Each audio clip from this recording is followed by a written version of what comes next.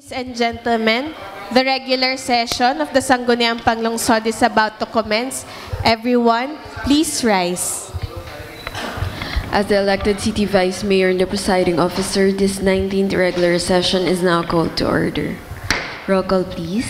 The members of the Sangguniang Panglungsod, Honorable Michael Gerard T. Morada, Honorable Galileo P. Angeles, Honorable Jennifer Spaiti Toledo, Honorable Oscar M. Gozos II, Honorable Rio Fernicol H. Ronquillo, Honorable Venice D. Manalo, Honorable Miguel P. Lina III, Honorable Merlo P. Silva, Honorable Avior R. Rocafort, Honorable Ralph Peter S. Umali, Honorable Aris D. Macala, Honorable Percival V. Lojo, Honorable Windy P. Lat, Honorable Angela Antoinette B. Bautista, and the presiding officer, Honorable City Vice Mayor Camille Angeline M. Lopez.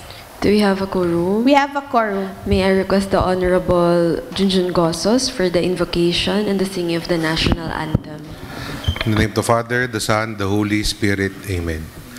Almighty and loving Father, Creator of heaven and earth, we praise you and adore you. You are the Kings of Kings. We humbly ask you for your forgiveness for our sins. Have mercy on us, O Lord. We are gathered here today for our session. Send us your Holy Spirit to be our guide and give us the wisdom to understand every topic that we are going to discuss today. All this we pray through our Lord Jesus Christ, your Son, who lives and reigns with you in the unity of the Holy Spirit, one God forever and ever. Amen. Of the Father, the Son, the Holy Spirit. Amen. Ilagay po natin ang ating kanang kamay sa kaliwang bahagi ng ating dibdib at sumabay po sa pag-awit. Mga kababayan, ang pambansang awit ng Pilipinas.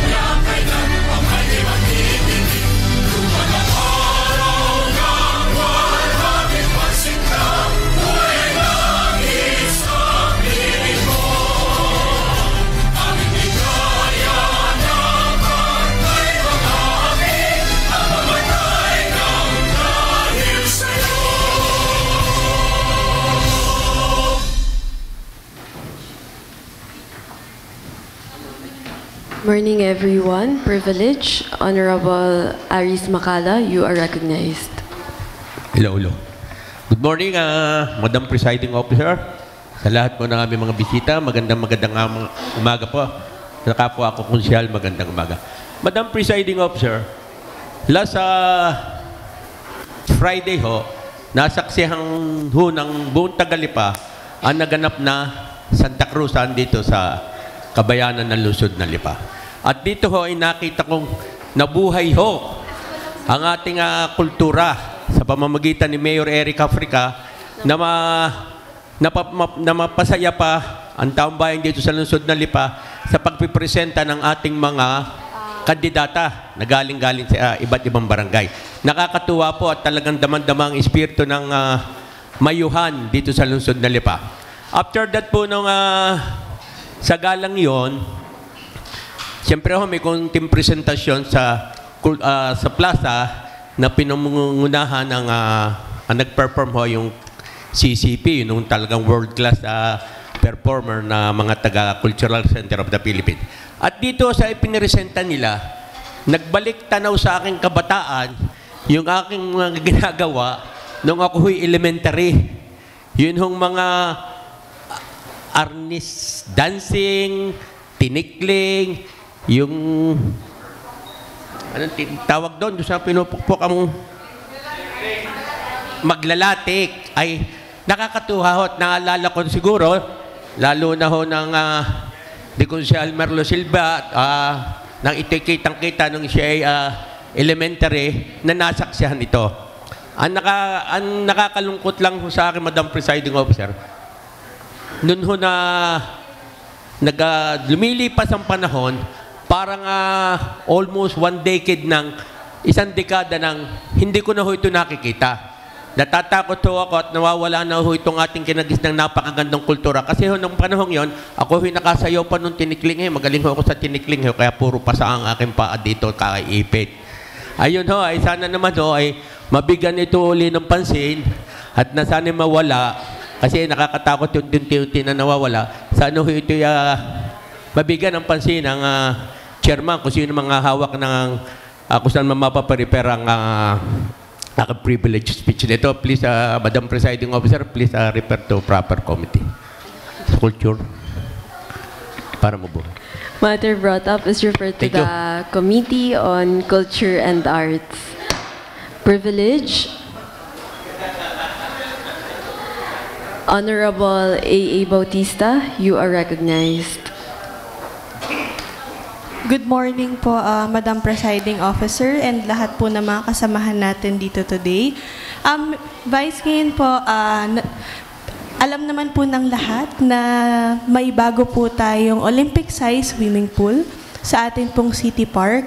And this is for the development sa grassroots level po para tayo po as a city can produce world-class or even mga panlaban po nating mga swimmers.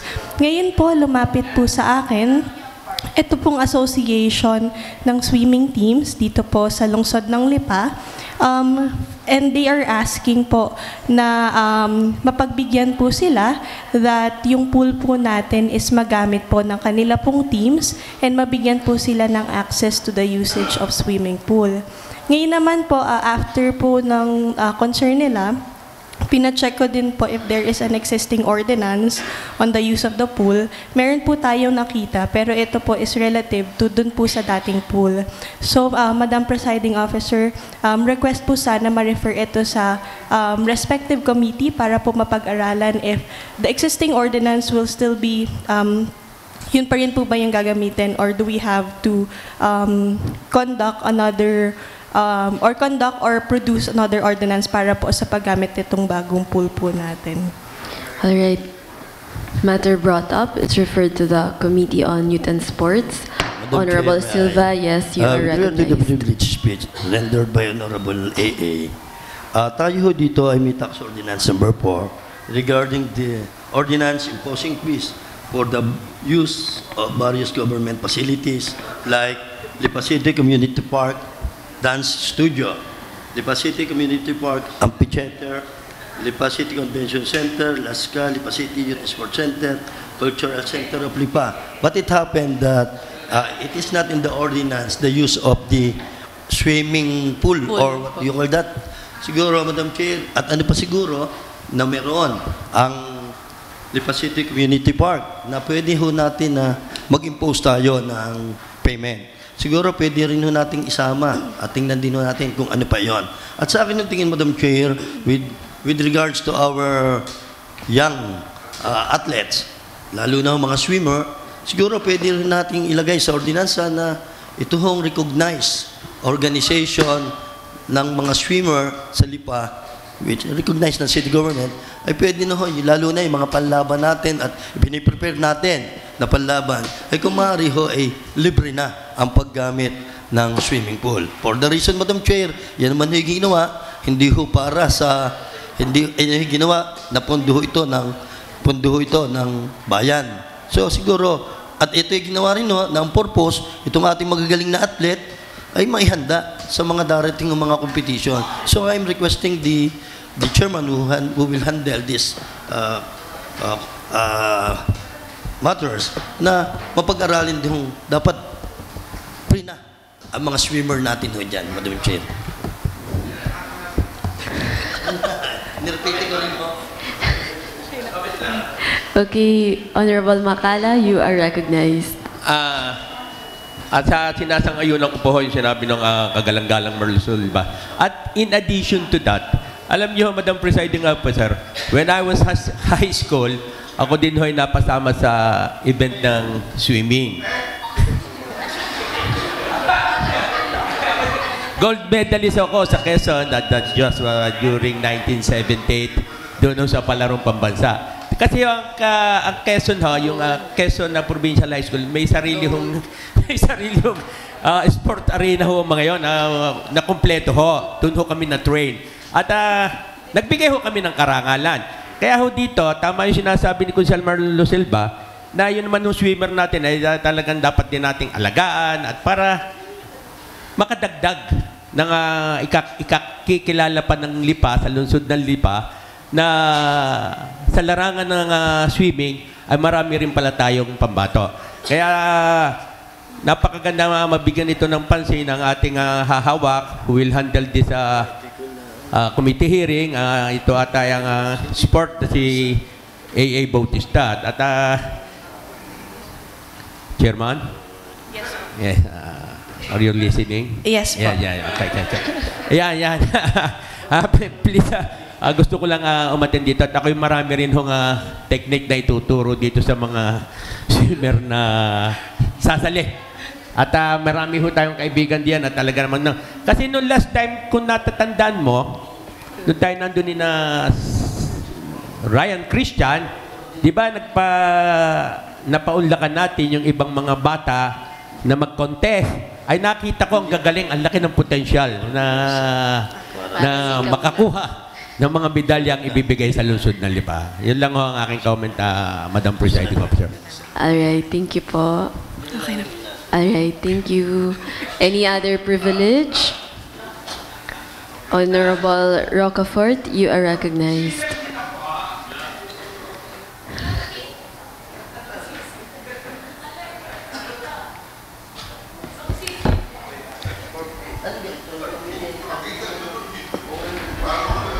Bakit wala akong kape? Wala akong kape. Dali. At ang kapatid ko ilalaba. Madam Chair, honorable members of this august body, sa atin pong mga bisita, magandang umaga po sa inyong lahat. Nung mga nakaraang araw, Madam Chair, we made a privilege speech. Ang topic po natin ay yun pong startle exit po natin sa Tambo. Dalawa po ang ating startle exit sa Tambo. Ang isa po ay sa tapat ng iglesia. Ang isa po ay dun sa may katabi ng Jollibee and McDonald's, Madam Chair. Madam Chair, we requested the management of Star Tollway to donate a unit of traffic lights dahil kahit po Star Tollway need to acknowledge and to accept na isa po sa nagdudulot ng matinding trapiko dito sa Tambo ay ang Star Toll.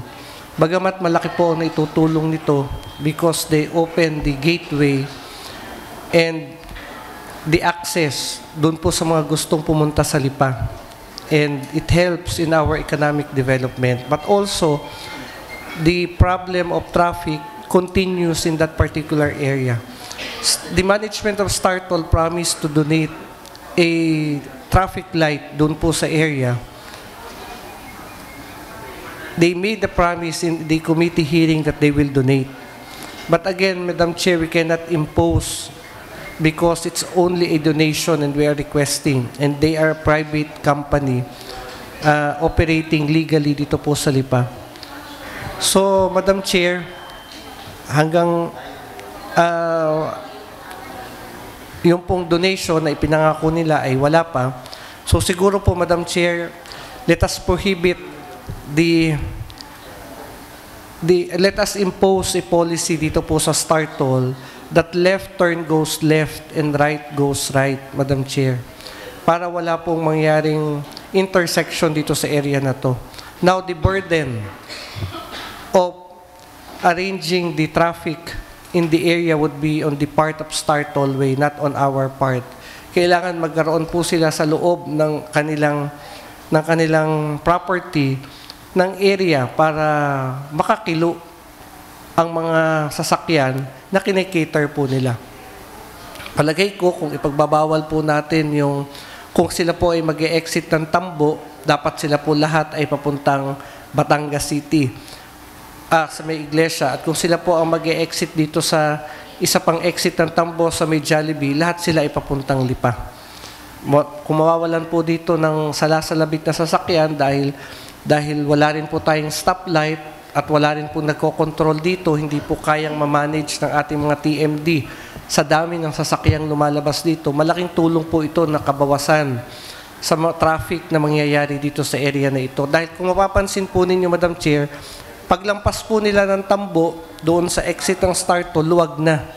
Pero dito po sa area na to, starting from Lasal, napapasok sa Star Toll, and yung lalabas po sa Star Toll hanggang doon po sa Barangay Hall ng Tambo, nagta-traffic. So, Madam Chair, I move and I hope my colleagues will support me in this policy dito po sa Star Toll na gagawin po natin unless Star Toll gawin po nila ang promise nila to donate one stoplight doon po sa nasira nating stoplight sa may McDonald's and Jollibee as part of their social responsibility to help ease the traffic congestion in that particular area, Madam Chair. So I move that this matter be referred to the Committee on Traffic. Matter brought up is referred to the Committee on Traffic. Privilege, Honorable Silva, you are recognized. Good morning, Madam Chair. As a chairman of Cultural and Historical Committee, Madam Chair, nagkataon ho na nagkaroon ho tayo ng isang pagpupulong sa mga matuturing ho nating mga kababayan natin na interesado na mabuo ang tunay na kasaysayan, kultura, tradisyon ng lungsod na Lipa, Madam Chair. At dahil ho diyan ay napag-alaman ho natin na ito hong Local Culture and Arts Council ay hindi ho buo, Madam Chair. Wala na ho yung mga membro, natira na lang siguro din ang mayor, city administrator, at yung ibang department head. So, Madam Chair, siguro, it's about time na atin hong palakasin ang atin hong council na yan dahil ho, sa ngayon ho ay, sa tunay ho, kulang na kulang ho ang kasaysayan ng lungsod na Lipa. Noong 2 weeks ago ho, kami ho ay nagkaroon ng pagkakataon na mag-research sa National Historical Commission of the Philippines at sa Archives at sa National Museum. Amin hong napansin na talaga hong ang kasaysayan ho ng lungsod na Lipa ay hindi ho maiituring na buo. Para hong anong nangyayari, ang mga tao na umukit ng kasaysayan noon ay hindi ho masyadong maliwanag at ang iba ho ay kulang-kulang. Sa tunay ho, at nag-research din ho tayo dito sa dito sa library natin, ay para ho may mga kulang pa. Hanggang sa namit ko nga ho ang ilang hong mga tao na interesado sa kasaysayan ng lungsod na Lipa, sila ho may mga ibinigay sa akin na mga pangalan ng mga tao ho na naging bahagi ng kasaysayan ng tinatawag ng Lipa Siege at yun ng mga tao na nung panahon ho ng Hapon, panahon ng Amerikano, ay nagkaroon ho ng bahagi. Kaya Madam Chair, sabi nga ho natin ay it's about time na lalo ho palakasin natin at Tita Nicole, at buuhin ho muli. Kaya Madam Chair, on my hands, the Special Ordinance Number 01-20 2004, an ordinance creating the local culture in the Arts Council, Madam Chair. So, ang sinasabi ko ay yung composition ng membership.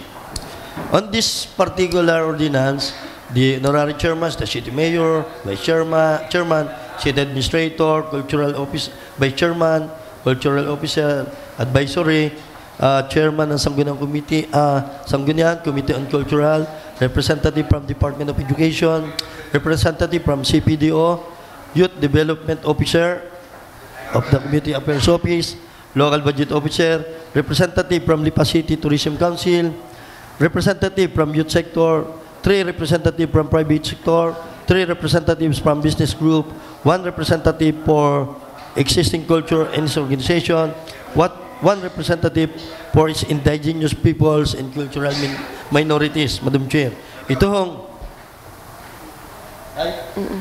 I would like to acknowledge the presence of our beloved City Mayor who is present in this morning session. So, good morning, sir. Okay. You're welcome. Madam Chair, for the presence of the Honorable Mayor, I'd like to suspend the rules to give the our mayor away. Any second? Duly seconded, rules suspended. Okay po, we would like to welcome po the elected officials from the LGU of Bukidnon. Maraman, Bukidnon. Okay. Maramang. Okay. Maramang. Ayan. Welcome po to the City Council ng Lipa. And of course, to our City Mayor po, Mayor Eric. Ayan.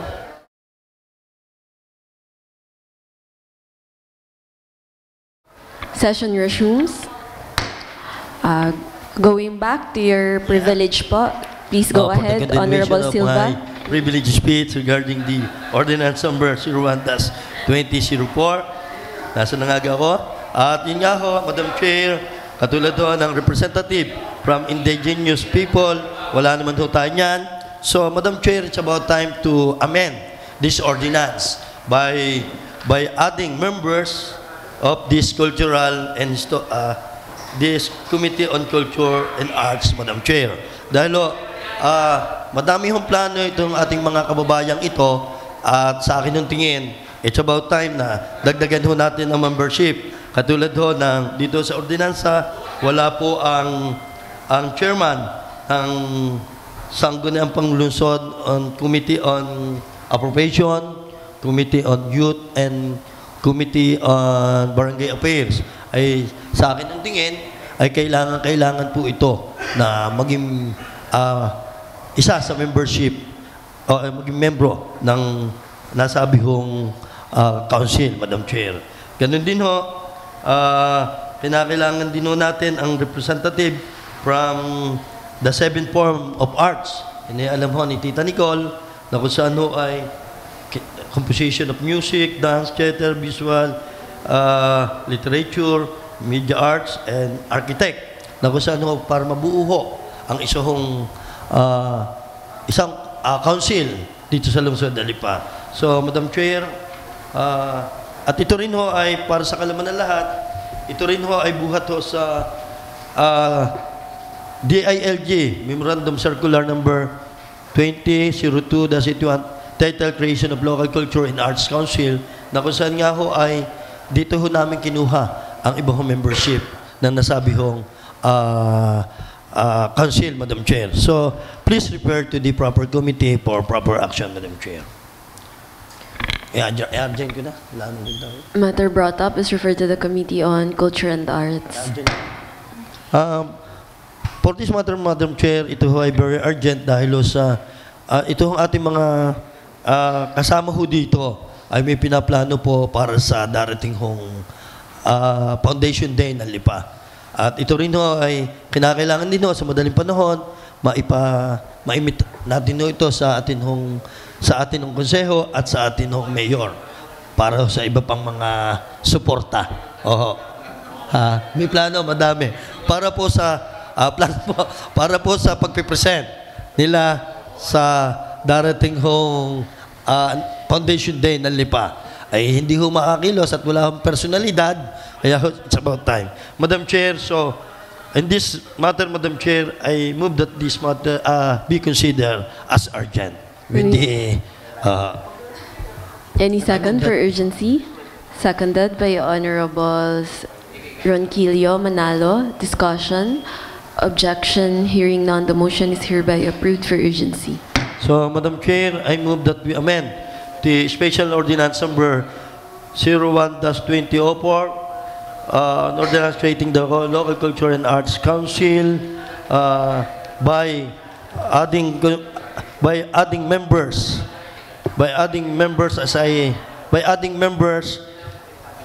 in Section 2, Letter A, for third and final reading, Madam Chair. Any second? Ayun, hindi. Uulitin ko ulit. Seconded by Honorable Ronquillo and Manalo and Bautista. Objection. Hearing none, the motion is hereby approved for the third and final reading. Hindi na, naroon naman. Apo, okay na po. Thank you, Honorable Silva. Privilege? Wala na po. We now proceed with the reading of the minutes of the preceding session and approval of the same. Honorable Attorney Gali Angeles, you are recognized.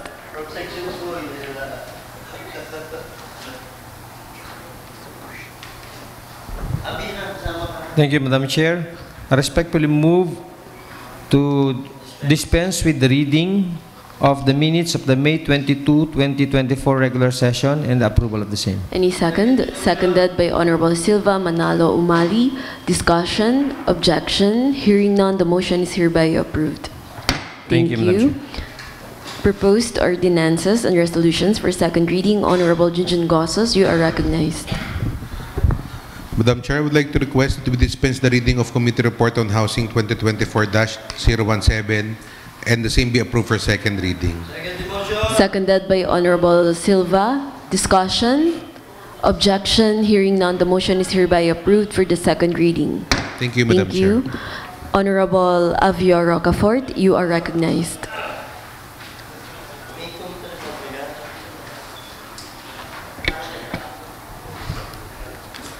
Madam Chair,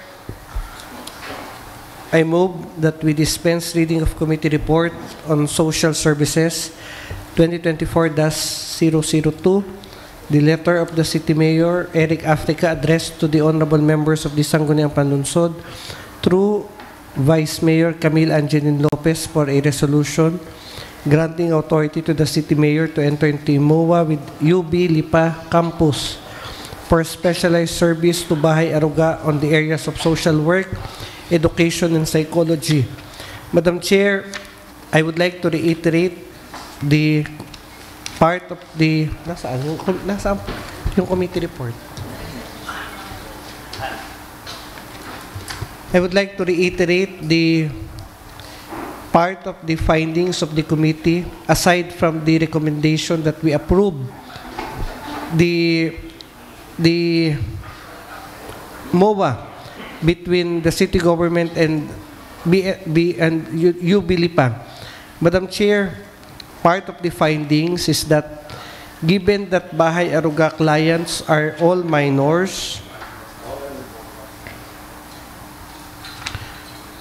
the committee chairperson suggested that the CSWD conduct weekly inspections to the custodian center of the Philippine National Police to ensure that children's rights are protected and that the PNP follows the provisions of the juvenile law when apprehending violators or suspected criminals to avoid minors being detained at our custodian center in the Philippine National Police, Madam Chair.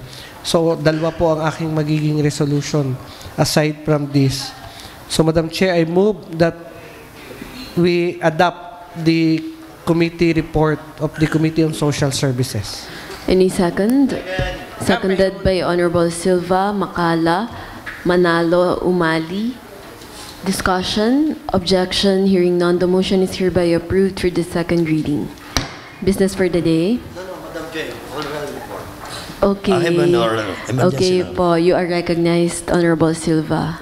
Madam Chair, with regard to kapasyahan bilang 2025, isang kapasyahan ang paghingi ng tulong sa pamunuan ng Lipa Water District, General Manager Eduardo Orense, upang para mapaglagyan ng tangke ng tubig ang aming barangay sa Purok 1 na sasakupan ng Calamyas Elementary School. Madam Chair, ito ay dinala sa Sanggunian at it was referred to my committee and the committee acted on this. At dumating ho ang desisyon ng committee na magkaroon ho ng pagkakataon ang barangay na mapalagyan ng tangke ng tubig at ito ho ay mapapalagay ho sa school ho ng Calamyas at pumayag naman ho ang principal at ayon din ho sa Water District, sila ho ay wala rin ng tutol dito. At dahil ho diyan, sinabi ho natin na ang magkaroon ho ng use of agreement ang city government dahil itong property ay pag-aari ho ito ng city government at ng Metro Lipa Water District. Kaya ho, Madam Chair, ay move na magkaroon ho tayo ng isang resolution granting authority to the city mayor to enter into an use of agreement with Metro Lipa Water District, Madam Chair. Ito ho ang recommendation ho ng committee. Any second? Seconded by Honorable Gossos Umali Makala. Discussion? Objection? Objection? Hearing none, the motion is hereby approved for the second reading. Business for the day. Business for the day, number 1, letter of the City Mayor requesting the passage of a resolution aimed to enhance the quality and reliability of electric service in the City of Lipa, to propose for Batelec 2 to explore joint partnership with Meralco and to initiate discussions with relevant government authorities. Refer to the Committee on Public Utilities. Number 2, letter of the City Mayor requesting for a resolution adopting the rules and regulations implementing Special Ordinance Number 507-2023 or Ordinance establishing Barangay Loan Assistance Program for barangay units in the City of Lipa. Refer to the Committee on Appropriations. Number 3 to number 19, reclassification request of various owners for various properties located at the City of Lipa. Refer to the Committee on Land Use. Number 20, supplemental budget number 1 for the budget year 2024 of the Sangguniang Kabataan of Barangay Calamyas in the amount of 100,192 pesos and 70 centavos. Refer to the Committee on Appropriations. Number 21, letter of the City Treasurer, Judy M. Macasaet, submitting the list of real property tax delinquencies as of December 31, 2023. Refer to the Committee on Ways and Means. Number 22, letter of the Punong Barangay of Tambo, Honorable Joel I. Katigbak, addressed to the Sanggunian, forwarding a copy of Ordinance bilang 1-2024 entitled Kautosang Nagbabawal sa Pagsusunog ng kahit anong uri ng basura sa lahat ng lugar dito sa Barangay Tambo, Lungsod ng Lipa. Alinsunod sa Republic Act Number 9003 o ang Ecological Solid Waste Management Act. Refer to the Committee on Barangay Affairs. Resolutions and ordinances for the third and final reading. Honorable Jujun Gossos, you are recognized. Madam Chair, I would like to request an ordinance classifying the property of Mr. Jose Benjamin Angeles with an area of 2,500 square meters from agricultural to residential use located at Barangay Dagatan, and the same be approved for third and final reading. Any second? Jointly moved by Honorable Silva, seconded by Honorable Makala Umali. Objection? Hearing none, the motion is hereby approved for the third and final reading. Thank you, Madam Chair. Thank you. Honorable Rocafort, you are recognized.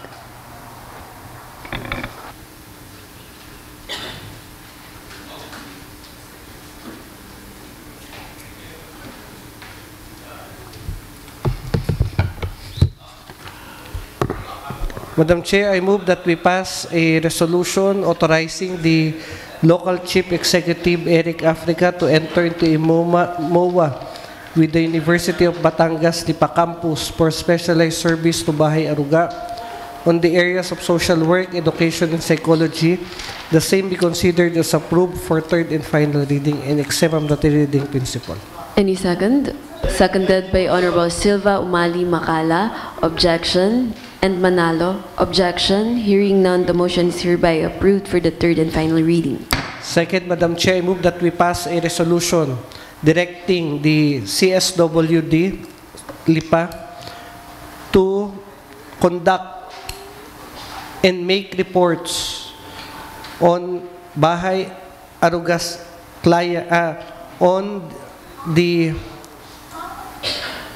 to make reports on the weekly inspections of to the Custodian Center of the Philippine National Police to ensure that children's rights are protected under the provisions of the juvenile law and no minors are being detained at our Custodian Center of the Philippine National Police.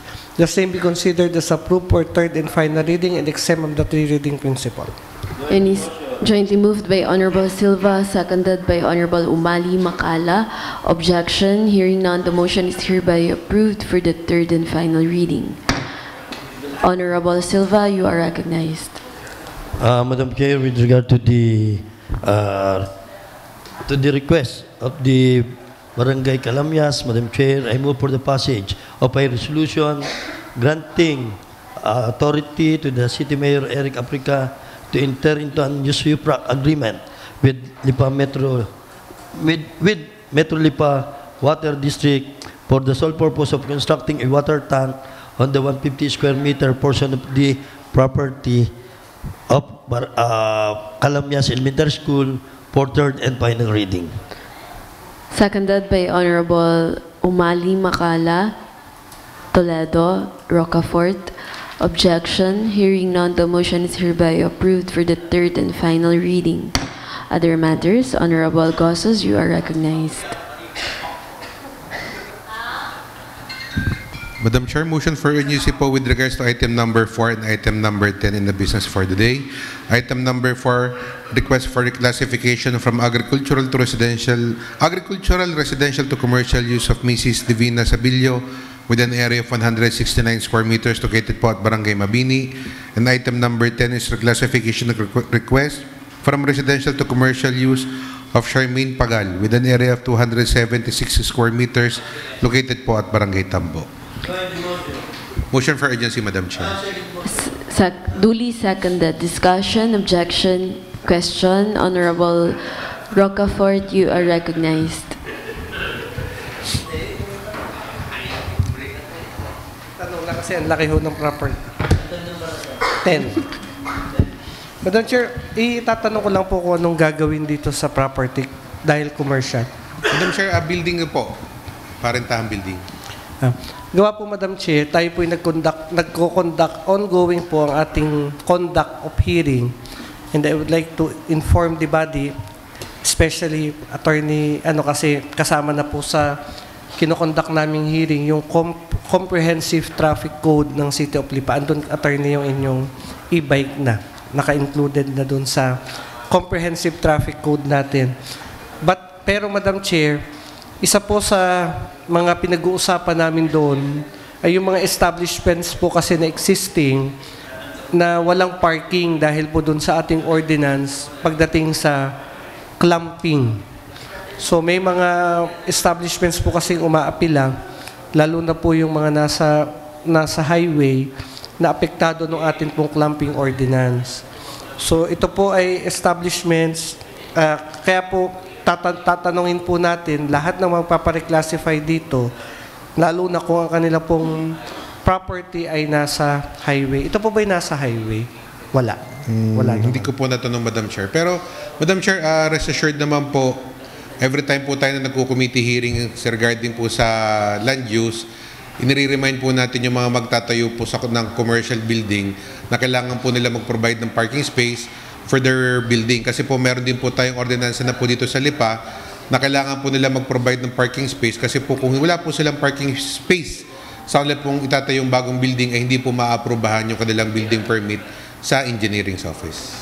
Opo, tama po yun. Pero nagpo-provide po sila isang sasakyan lang, dalawang sasakyan. Yun lang po yung kasya. Kumpara doon sa i-cater ng negosyo nila, nabubuksan po nila. Ano po ba ang negosyo na nabubuksan dito, Madam Chair? Wala po nasabi, Madam Chair, yung may-ari. Ang naulit lang po sa akin ay magpapatayo daw po sila ng building. Okay. So ito po sana ay parating mapag-usapan doon po sa committee level pag po nagpapa-reclassify, Madam Chair. Kasi napakahalaga po talaga ngayon ng parking area para maibsan po natin yung traffic congestion na nararanasan po natin. Kung niyo po mapapansin dito sa ating JP Laurel, papunta sa Robinson, tuwing hapon na lang po ay sobrang traffic sa kabila ng pagkalaki-laki po ng kalsada natin diyan. So, yun lang po, Madam Chair, sana po ay laging makasama at maging polisiya na rin po ng City Engineering Office na dapat po yung parking na itatayo ng negosyo at least man lang ay commensurate doon sa negosyo na itatayo po nila. Para maiwasan po natin yung mga problema na maidudulot nito sa mga darating na panahon. Tulad po ng nararanasan natin ngayon na mga establishments na walang parking sa National Highway. So, dahil doon, tayo po ay kailangang sila naman po ay mga lehitimong negosyante, so kailangan po natin silang tulungan din. So asahan po ninyo na yung mga reklamo nila sa committee level ng Committee on Traffic ay pinag-aaralan din po natin dahil apektado rin po sila doon sa ating clamping ordinance. So, kaya yung pong ating sinabi dati ng mga amendments, baka po magkaroon tayo ng mga amendments. Base po doon sa kalalabasan ng aming public hearing, Madam Chair. You are recognized, Honorable Silva. With regard to the observation of Honorable Abior, siguro tama ho, siguro rin, ito na rin ho ang panahon na tingnan ho natin din yun ho mga kung anong mga batas or polisiya ng ating engineering sa mga itinatayo ho na mga business establishment. Siguro makita rin ho natin anong tamang ratio. Gano'n ho kalaki ang dapat mag-provide ng parking space para sa kanilang mga kliyente. Siguro tingnan din natin yung anggulong yon.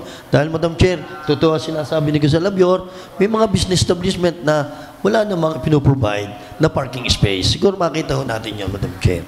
Madam Chair, with that regards po, may I request po na yung pong binanggit po ni Consul Merlo ay ma-prefer po sa Committee on Public Works para po mapag-aralan po at ma-revise po yung existing natin na ordinance na every time po na magtatayo ng commercial building ay magpo-provide po ng parking space. Pwede, Madam Chair. Thank you. Matter brought up is referred to the Committee on Public Works. Any objection? Hearing none, the motion is hereby approved for the third and final reading. Urgency pala. Yeah, for urgency. I'm sorry. Madam Chair, I would like to request an ordinance reclassifying the property of Mrs. Divina Sabilio from agricultural, residential to commercial use with an area of 169 square meters located po at Barangay Mabini, and the same be excused from the three-reading principle and approved for third and final reading. Jointly moved by Honorable Silva, seconded by Honorable Makala Umali. Objection. Hearing none, the motion is hereby approved for the third and final reading. Madam Chair, I would like to request an ordinance reclassifying the property of Ms. Charmaine Pagal with an area of 276 square meters from residential to commercial use located at Barangay Tambo, and the same be excused from the three-reading principle and approved for third and final reading. Jointly moved by Honorable Silva, seconded by Honorable Umali and Makala. Objection. Hearing none, the motion is hereby approved for the third and final reading. Thank you, Madam Chair. Thank you. I'm declaring a recess. Session resumes. Honorable Rocafort, you are recognized. Madam Chair, I move that we consider as urgent item number 2, business for the day, the letter of the City Mayor, Eric Africa, addressed to the honorable members of the Sangguniang Palusot through Vice Mayor Camille Lopez, requesting for the adoption of the rules and regulations implementing special ordinance on barangay loan assistance program for barangay units. Again, Madam Chair, I would like to reiterate that with the initiative of the Committee on Appropriation, Kaya sayang sinayang ni Mayor ang pagkakataon na ako ang gawing city admin. Sana naman yung mga tatakbong mayor dito, wag niyong sayangin. Tayo ho ang nag-isip niyan, tayo ang author niyan. Sa lalawigan ng Batangas, ang lungsod po ng Lipa ang kauna-unahang may ordinansa ng Barangay Loan Assistance Program. Sa buong LGU ng Calabarzon, tayo po ang kauna-unahan, at sa buong Pilipinas, tayo po ang kauna-unahan para tulungan ang atin pong mga barangay na walang pera na umutang ng mabilis sa LGU para po sa kanilang mga programa at proyekto. Kesa sa bangko sila umutang na napakatagal, mas maganda po na sa LGU sila umutang, Madam Chair. Madam Chair, may amendments lang po tayo dito sa IRR under Section 22. Nakalagay po sa IRR,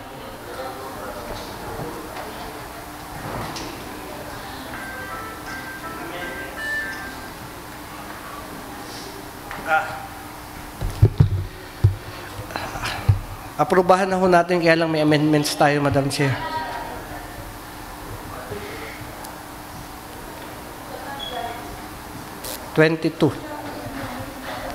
Under 22, the IRR committee, the Lipa City Mayor may convene a committee to formulate and prescribe amendments or revision to this IRR.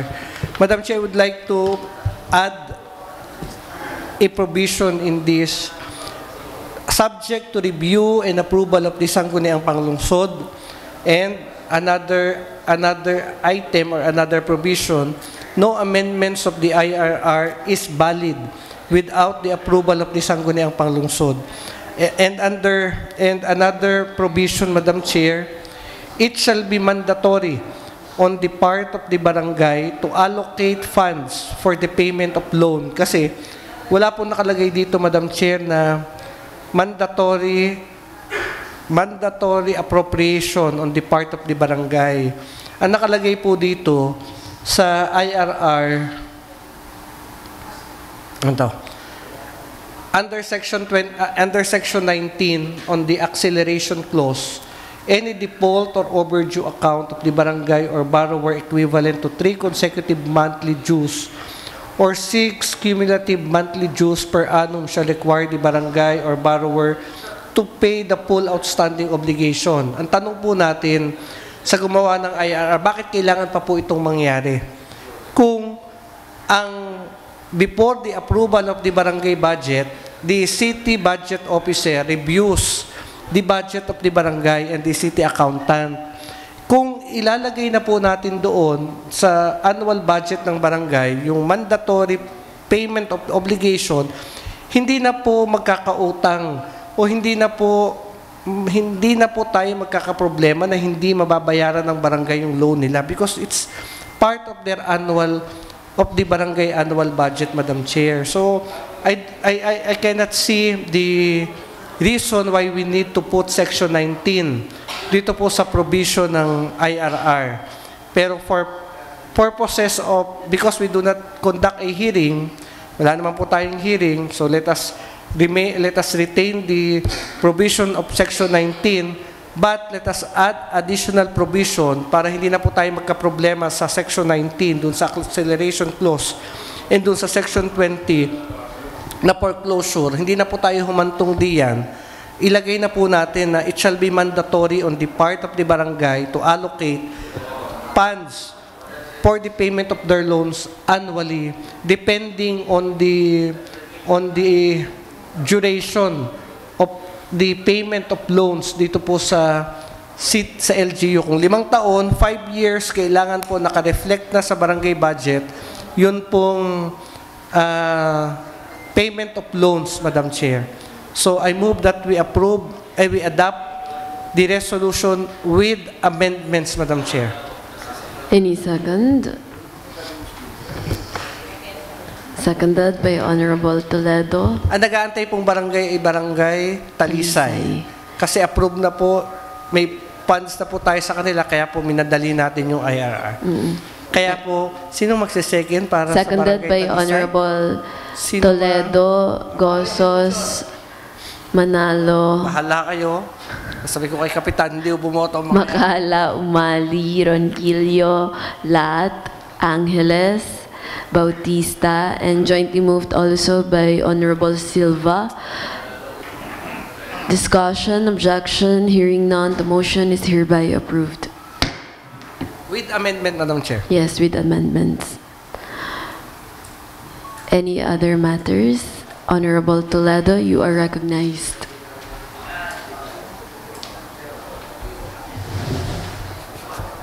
Thank you, Madam Chair. Madam Chair, nais ko lamang naman pong ipaalam po sa atin pong August body na noong Lunes po, May 27, ay dumating po dito ang ABC President po ng Oroqueta City sa ngalan po ni ABC President Nanith Bandala Acosta. Kasama po si former Mayor Nancy Bandala, kung saan ay nag-abot lamang po sila ng resolution of appreciation sa atin pong pagbisita sa province of Misamis Occidental and City of Oroqueta noon pong nakaraang mga buwan, Madam Chair. At yun pong resolution na yun ay tinanggap po ni Mayor Eric Africa, kasama po si Consejal Mike Lina. At nagpapasalamat po sila, Madam Chair, sa ating pagbisita sa kanila pong probinsya at sa kanila pong bayan. At nagpaplano rin po sila, Madam Chair, na sila naman po ang bumisita dito upang magkaroon po ng mga benchmarking din. At hindi lamang po ako nakakuha ng kopya, Madam Chair, ng mismong resolution, sapagat na kay Mayor Eric po ito. Once na makakuha po tayo, Madam Chair, ay papabasa na lamang po natin kay Madam Secretary para po malaman po natin kung ano po yung nilalaman ng Resolution of Appreciation. At ganun din po ang pagpapasalamat po nila sa inyo, Madam Chair, dahil hinost niyo po sila for the merienda noong Monday po. Maraming salamat daw po sa lahat ng council at kay Mayor Eric, sa inyo po, Madam Chair. So yun lamang po, information lamang po for everyone. Thank you po. Thank you so much, Honorable Toledo. Yes po, Honorable Rocafort, you are recognized. Nandun na ang akin yun. Madam Chair, please consider item number 20.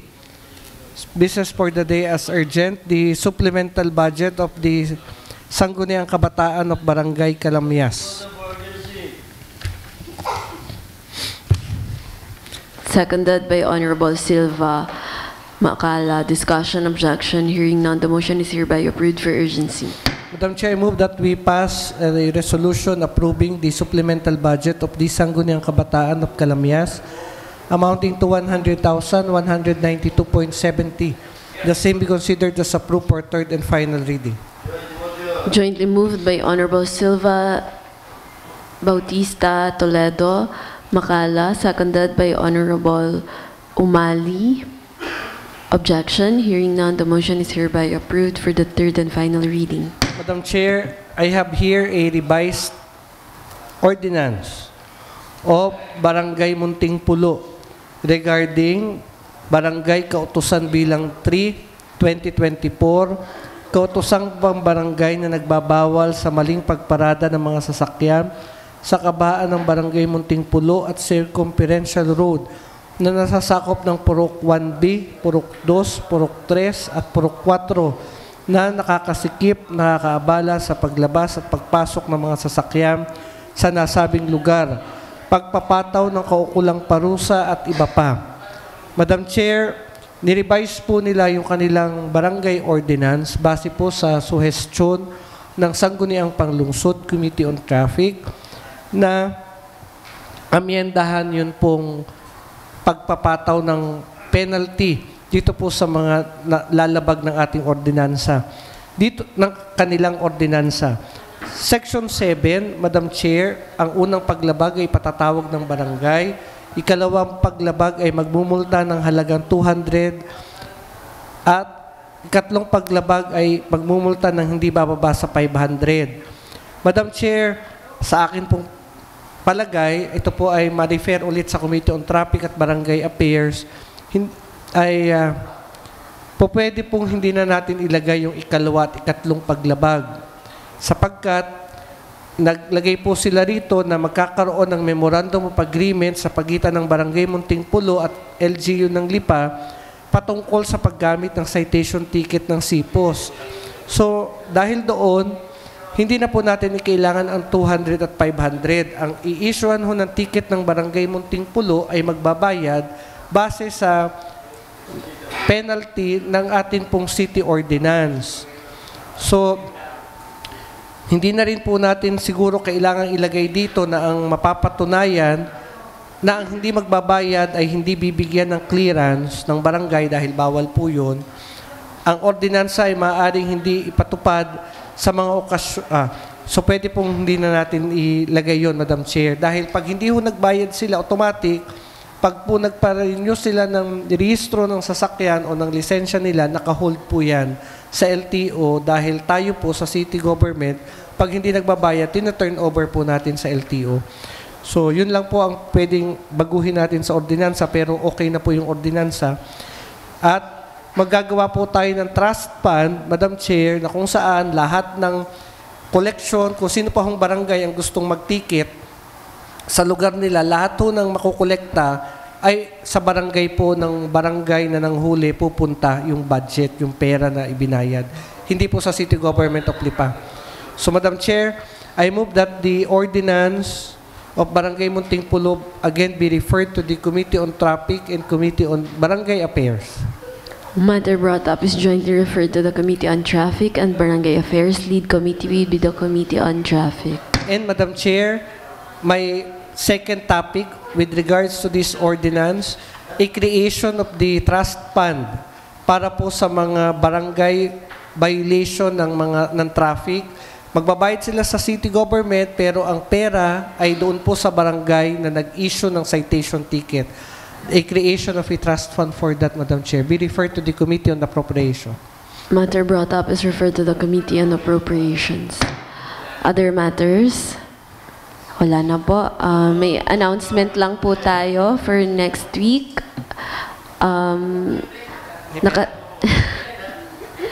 Naka-schedule po ang sangguniang panlunsod ng City of Calaca for benchmarking dito po sa atin next Wednesday. So, kindly expect them po. To follow po, i-redo po natin yung picture po para kasama po si SK Fed President and ABC Boy. Apa. Any other matters po? Any second for adjournment? Duly seconded. Session is now adjourned. Maraming salamat po.